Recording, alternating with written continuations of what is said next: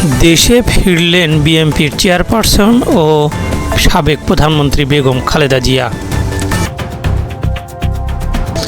দীর্ঘ 4 মাস পর দেশে ফিরে গুলশানের বাসভবন ফিরোজায় পৌঁছেছেন বিএনপির চেয়ারপারসন ও সাবেক প্রধানমন্ত্রী বেগম খালেদা জিয়া।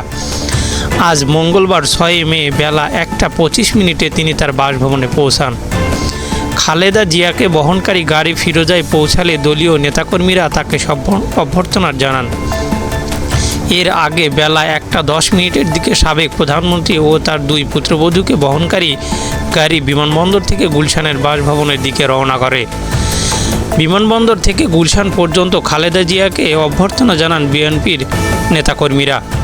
খালেদা জিয়ার আগমন শুভেচ্ছা স্বাগতম, খালেদা জিয়া ভয় নাই রাজপথ ছাড়ি নাই, নেতাকর্মীদের স্লোগানে মুখর হয়ে ওঠে রাজপথ। কেউ হাতে ফুল, কেউ বা ব্যানার, প্লাকার্ড, কেউ খালেদা জিয়ার ছবি সংবলিত টি-শার্ট পরে রাজপথে নেমেছিলেন। চিকিৎসা নেওয়ার পর বিএনপির চেয়ারপারসন খালেদা জিয়ার শারীরিক অবস্থার উন্নতি হয়েছে বলে তার ব্যক্তিগত চিকিৎসক অধ্যাপক AZM জাহিদ হোসেন জানিয়েছেন। তিনি বলেছেন, চিকিৎসার পর উনি অনেকটা সুস্থ আছেন এবং মানসিকভাবেও উনি স্টেবল আছেন। আপনারা ওনার জন্য দোয়া করবেন।